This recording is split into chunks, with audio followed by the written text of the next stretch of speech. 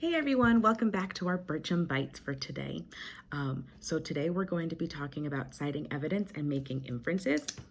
So your handout that you should have RL1 on it. And this is from our iReady teacher toolkit. So shout out to iReady because iReady is awesome.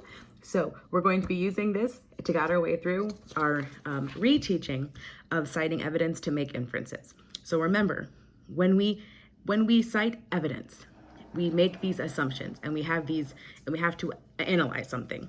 And so I'm looking at my text, and whenever we read a text, we're always going to mark it. That's how we get the most important information. So I've circled analyze because I don't quite remember what analyze means, but I realize that analyze, if I keep reading, is when you examine its parts or the parts of something to see how they work together. So think about it like a machine. You want to see how something works, so you break it down and really pick it apart so you can figure out what it's saying. And then, so that way, once you have that background knowledge, you can go ahead and make your inferences. It's the same thing with literature and any type of text that you read. Whenever you break something down, we're going to have to figure out what its purpose is and what's being said. When we look at a text, we can do it in two different ways. The first way, we can make our inference explicitly. And explicitly means this is what the text literally says. What we peel from the text, our see and erase, that citing of the text evidence. And the other way that we can analyze the text and analyze the evidence is by making an inference. And remember, inferences are our educated guesses. And in science, we call these hypotheses or a hypothesis. So when we make an inference, it is a reasonable guess or an educated guess about the text and using our background knowledge of what we already know. So if you look over here in my margin, I made myself a little note that inferencing equals math and language arts class. What? So when we make our inference, remember, we're gonna make this backwards. So our inferencing equals our text evidence plus our background knowledge.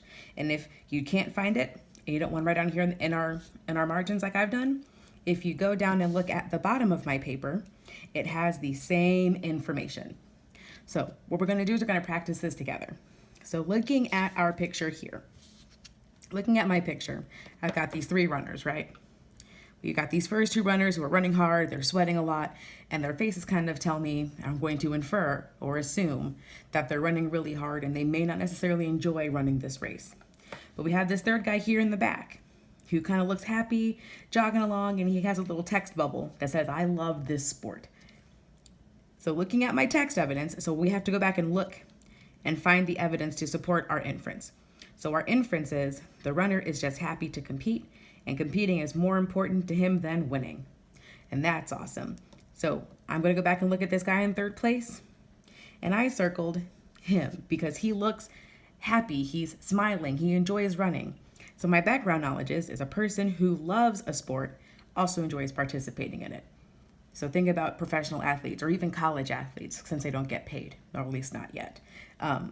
They play their sport solely because they love it. So anybody who loves the sport also likes to play it. So now I have to find my text evidence to support that. So the first piece of evidence that I have, and it says right down here, the expression on the runner's face is happy or smiling. You can tell that he's happy. We can literally see that. So that is our explicit text evidence or picture evidence as we have here. And then our next piece is the runner says, I love this sport. Again, it's totally explicit because we can see it clearly on our page. So let's go ahead and turn the page and we're going to go break this down even further. So what we have on the next page is an excerpt or a part of an article written by Maureen McBride. It's called The Flu Game. And with the flu game, this is about Michael Jordan and how he overcame being super sick to help his team be successful. So let's go ahead and read it out loud. But the first thing we have to do before we can even begin to mark our text is to number our paragraphs. So as you can see on my page, I've got my 3 paragraphs marked. So let's go ahead and read our text together. So called The Flu Game by Maureen McBride. Game 5 of the 1997 basketball playoffs should not have been the game that the Chicago Bulls lost. So it should have been a game that the Chicago Bulls lost. It should, in fact, have marked the Utah Jazz's first NBA championship win. Michael Jordan, the Bulls star player, had spent the previous 24 hours bedridden and dehydrated with what doctors had diagnosed as the stomach flu. Ooh, sounds pretty gross. He had lost weight and had missed 2 key days of practice leading up to the game. It was a recipe for disaster. So now as you see here, I've circled recipe for disaster.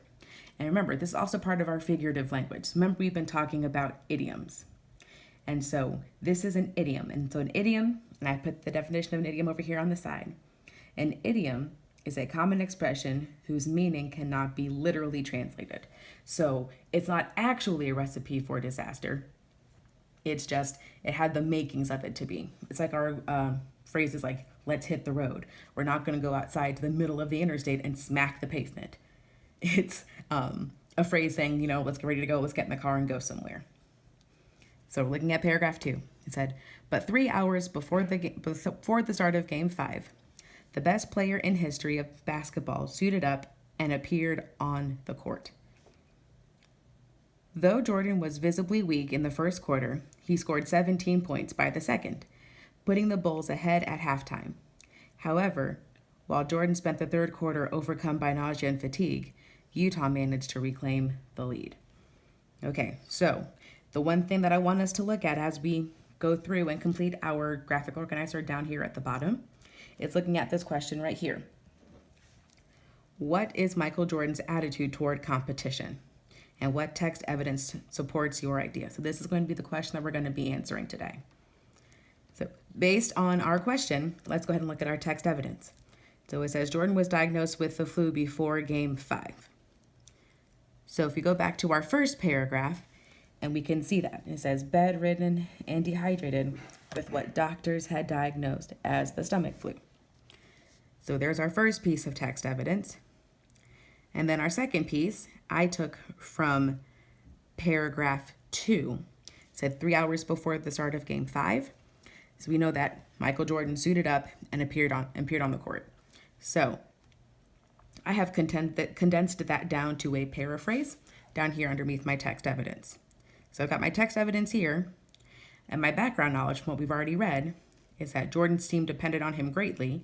You know, he was the star player at the time, and especially for the Chicago Bulls in the 90s. And playing sports while sick requires determination, because I don't know about y'all, but if you ever played a sport when you don't feel well, it takes a lot more energy and a lot more effort to do so. So that means I can infer that Michael believes that competition is, and I'll give you guys about 30 seconds to go ahead and figure it out. So go ahead and pause your video now and come up with your inference.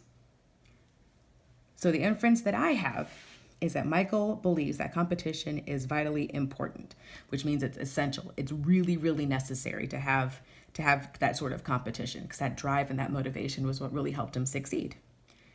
So now looking at what the text evidence says to support it.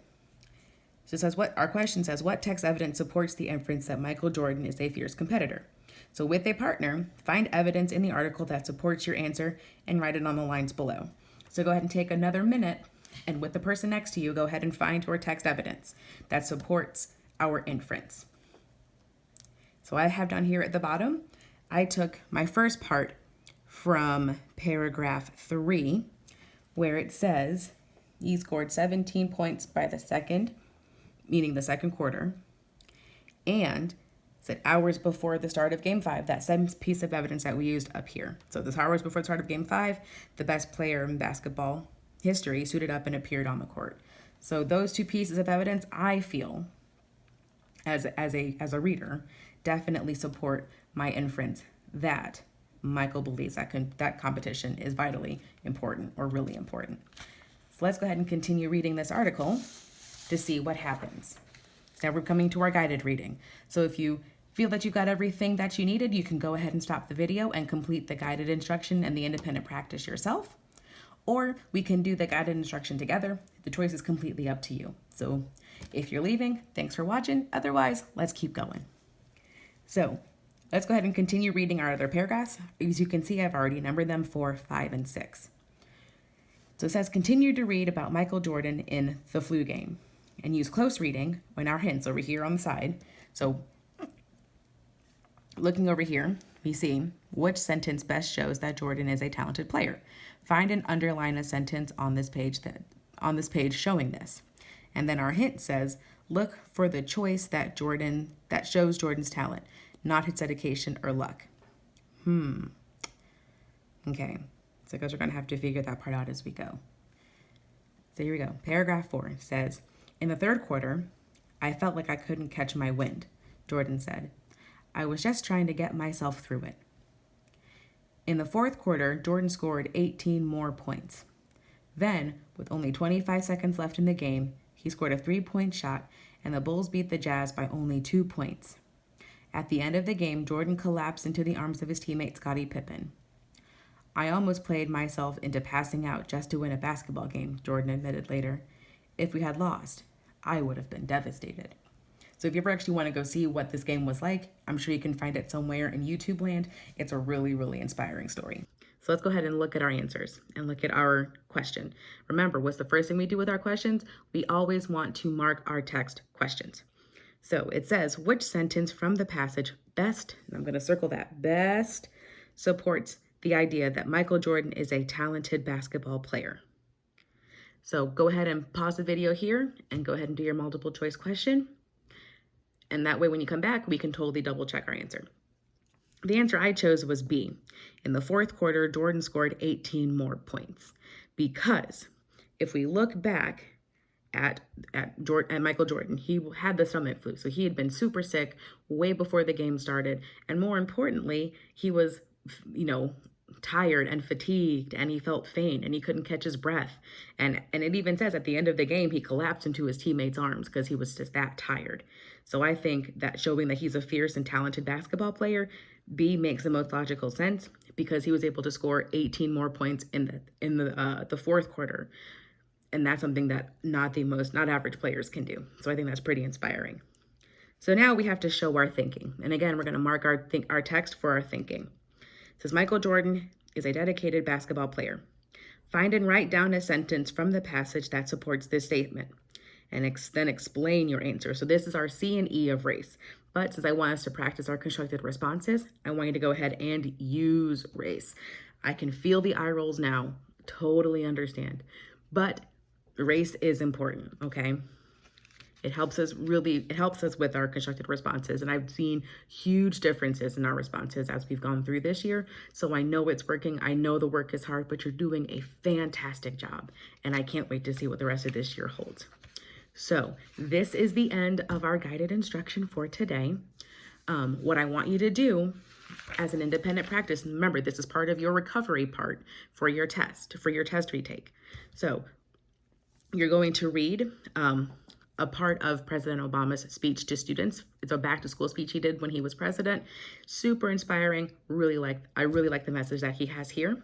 So what I want you to do is, as you're reading it, don't forget to, mark your text, please. This is what shows me as your teacher that you're reading and you're breaking apart and you're analyzing the text. And remember, analyzing means we break it apart to see how things work to get to the root of what it's saying. The more we read it and the more we mark it, I know we're going to be successful. So once you finish reading, and yes, you may read and mark the text with a partner. However, you must answer the questions by yourself. This is part of the assessment that I'm going to use to help with your retakes, okay? And I know that you can do it. So you're going to go ahead and complete the independent practice, and you're going to complete our questions. So remember, we also have to mark our questions. So if you have any questions about it, you know where to contact me. I miss you guys. I can't wait to come back. If you have any questions, you can shoot me an email. I'll make sure that Teams is unmuted, so you can shoot me a message on Teams too. All right, this is your Birch and Bite for today. Bye, guys.